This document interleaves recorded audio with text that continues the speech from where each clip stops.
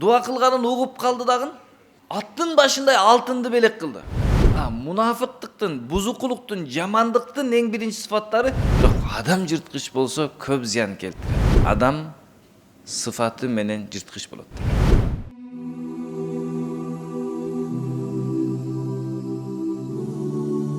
Урматтуу мусулман бир туугандар, адам сыфаты менен жырткыч болот.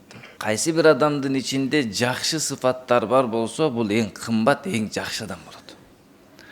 Кайсы бир адамдардын ичинде канчалык жаман сыфат топтолгон болсо, ошончолук жаман адам чегинен чыккан жырткыч болот.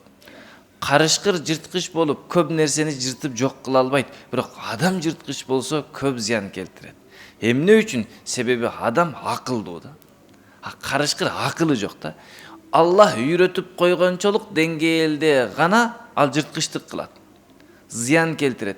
Бирок адам күнүгө жаңы жолдорду ойлоп табат, зыян жеткизгенге да. Ошондуктан адамдын кымбат экендиги жана адамдын жакшы экендиги анын ичиндеги сыфаттарынын себебинен болот.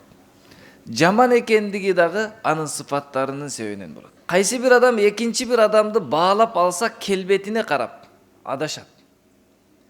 Же анын байлыгына карап баалап алса, адашат. Же анын күчүнө, бийлигине карап баалап алса, адашат. Себеби бай адам бул жакшы адам деген эреже эмес. Кедей адам жаман адам деген эреже эмес да. Байбы, кедейби, сыфаттарга бай, өзүнүн адамгерчилик сыфаттарына, ыймандын сыфаттарына өзүнү кандырса, толтурса, ички дүйнөсүн байытса, мына ушул инсан жакшы инсан болуп саналат. Ошол үчүн пайгамбар алейхиссалам жакшы инсан менен жаман инсандын айырмасын айтып жаткан убакта адамдардын сыфатын баяндаган да. Мисал айткан, мунафык адам, баарыбыз айтабыз жаман адам. Мунафык жаман адам, баарыбыз айтабыз. Эки жүздүү адам. Бул жака карап башкача сүйлөйт, тиги жака карап башкача сүйлөйт, сени алдап кетет, артыңдан суу куят, башканы кылат. Диндин ичиндеги мунафык, бизнестеги мунафык, саясаттагы мунафык, семьядагы мунафык, эки жүздүү толтур ар бир жерде бар да. Ошолордун кандай экендигин пайгамбар алейхиссалам баяндаганда, пайгамбар алейхиссалам сыфаты менен баяндаган. Качан аманат коюп ишенсең, кыянат кылат. Сен ага бир сөздү аманат кылдың, же бир буюмду аманат кылдың, же кандай бир нерсени аманат кылсаң, ал кыянат кылат, тескерисин кылат. Эгер ал сүйлөп калса, жалган айтат.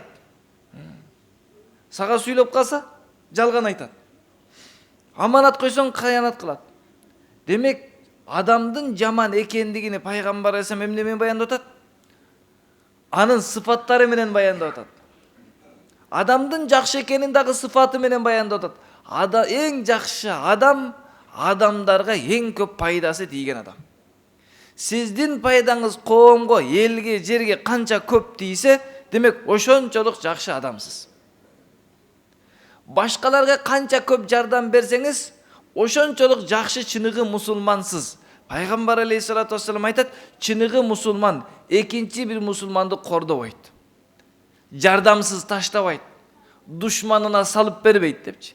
Ошол үчүн пайгамбар саллаллаху алейхи вассаламды адамдар сыфаттаганда эң жөнөкөй адам эле, кедейдин башын сылаган, жетимдин башын сылаган, кедейге жардам колун сунган деп сыфаттайт да. Ошондуктан урматтуу мусулман бир туугандар, адамдардын сырткы келбетине же анын сүйлөп турган сөзүнө карап туруп чечим чыгарбаңыздар, алардын кылып турган ишине карап чечим чыгарыш керек да.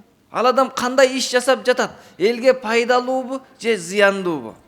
Адамдарга пайдалуу иш жасап жатабы же адамдарга зыяны келе турган иш жасап жатабы? Сиз жер сатып алганда үстүнү карап баа койбойсуз да, астыда эмне бар? Кара топуракпы же ташпы?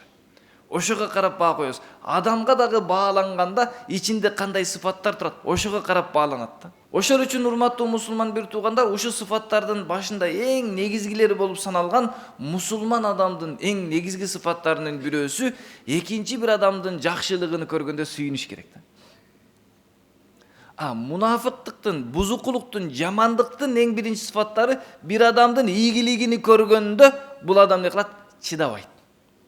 Кыйналат дагы ошол адамдын кемчилдигин издеп, ошол адамдын жашоодо бир адашып кетишини, бир тайгалышыны, бир кыйналышыны күтүп артынан издеп жүрөт. Кыйналганын көрүп калса, элге алып чыга калат. Мынакей, бул мындай адам депчи. Ошол үчүн пайгамбар саллаллаху алейхи вассаламдын жана сахабалардын сыфаты ушул эле: бир адамдын жакшылыгын көрсө сүйүнөт эле, жардам берет эле. Алланын өкүмү ушул: таавану алал бирри ват таква. Бири-бириңерге жардам бергиле такыбалык жана жакшы иштерде.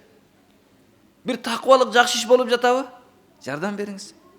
Бир жакшы иш болуп жатабы? Жардам бериңиз. Бир жерде мешит курулуп атабы? Жардам бериңиз. Медресе курулуп жатабы? Жардам бериңиз. Бул сиздин ыйманий сыфатыңыз. Эгер жардам бере албасаңыз не кыласыз? Жакшы болуп жатат. Чоң мешит түшүп жатат. Жакшы мечиттер көбөйүп жатат, медреселер көбөйүп жатат деп жүрөгүңүздөн жакшы бир сезим пайда болот дагы дуа кылып коесуздар. Бул сиздин чыныгы мусулман жакшы адам экениңиздин белгиси. Эмне үчүн? Себеби сиздин жүрөгүңүздөн башка бир мусулмандын жакшылыгын көргөндө сүйүнүч пайда болду да. Пайгамбар саллаллаху алейхи вассалам бир жолу бир адам дуа кылып жатканда өтүп баратып, дуа кылганын угуп калды дагы аттын башындай алтынды белек кылды. Баягы адамдан сурады да пайгамбар алейхиссалам: "Сен билесиңби мен эмнеге белек кылдым муну?" деп. Десе баягы адам: "Ортобуздагы жакын мамиле, тууганбыз, ошол үчүн го" десе, "Жок, сен Алланы жакшы, чырайлуу мактадың элең, ошол үчүн белек кылып атам. Караңыз, сен Алланы жакшы мактадың элең, мен ошол үчүн сага берип жатам" депчи. Жакшы амалды көрдү. Пайгамбар саллаллаху алейхи вассалам сүйүнгөндөн белек кылды. Дагы бир адамдын жанынан өтүп барат эле, Алланы ушундай мактады эле, пайгамбар саллаллаху алейхи вассалам айтты: "Сура, дуаң кабыл боло турган деңгээлге келдиң. Сурай кой, эми сенин дуаң кабыл болот" деди да. Бир жолу сахаба радиаллаху анху сафарга чыгып, Табук сафарында Кааб бин Малик деген сахаба келбей калды. Сафарга чыкпай калды. Андан суралып калды: "Кааб бин Малик кандай адам?" депчи. Ал келбей калган сафарга, ал Мадинада калган. Эми элестетип көрүңүз, сахабалар пайгамбар саллаллаху алейхи вассалам менен чогуу чыкпай калган, Мадинада калып кетсе, себеби жок, жөн гана калып кетсе коркулат эле да, бул мунафык болсо керек, бул эки жүздүү болсо керек депчи. Кааб бин Малик радиаллаху анху келе албай калды эле, суралып калды: "Ал кандай адам?" дегенде, "Ал жакшы адам.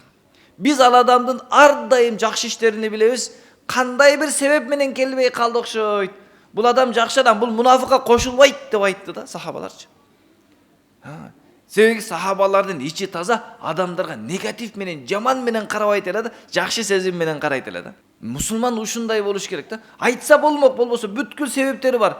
Жок, бул точно мунафык, келбей койду десе болот да. Наузубилла, Алла сактасын. Ушундай десе болмок.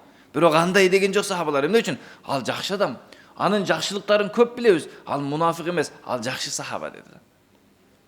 Мунафыктардын сыфаты кандай, бузукулардын сыфаты кандай десе, жакшылык эч качан кылбайт. Бирөөдүн жакшылыгын көрө албайт, өзү эч качан кылбайт. Кылбаганы аз келгенсип бирөөдүн жакшылыгын көрө албай, ошону жамандыкка айландырат да. Бузуку коомду буза турган адамдар ушулар болот. Бир жолу пайгамбар алейхиссалам садака бергиле деп, кедейлерге жардам кылалы деп айтканда, бир сахаба үйүндө болгон кички нерсесин эки алаканына салып, коштоосуна салып көтөрүп келди. Аллах нерси, мынаны кошуп коюңуз деп алып келсе, бул жакта бир мунафык турат. Аллах сенин алаканыңа салып келген аз гана нерсеңе муктаж эмес деди да. Чындап карасак, ал адам чын жүрөгүдөн алып келип атпайбы? Ошондой эле бир сахаба чоң көтөрүп келди, чоң садака алып келди эле, "Мынау рия кылып жатат" деди да. "Мына адам ушундай, бул рия кылып атат" деп айтты да. Демек бузук адам эмне кылат экен? Жакшы ишти жаман жакка оодарат экен да. Өткөндө бирөө айтат: "Бизде ушундай адамдар бар" дейт. Баласы Россиядан иштеп келип той берсе дейт, дасторконун карап туруп, дасторкону кичинерээк болсо паланчынын баласы жарабаптыр деп айтат. Дасторконду көбүрөөк салып жүгөрсө, "Охо, бул бир арам иш кылып жүрөт. Аз салса да жакпайт, көп салса да жакпайт." Эмне үчүн? Ал дасторкондо эмес маселе жүрөктө. Сенин жүрөгүңө элдин жакшылыгы эч качан жакпайт да. Кичкей болсо да бир нерсе таап чыгасың, жаман болсо да бир нерсе таап чыгасың. Ушуну уламалар айткан, бул чоң оору деген.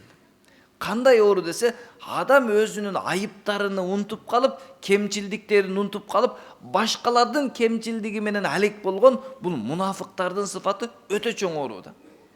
Бул адам дүйнөдө өзүнү өтө таза сезет.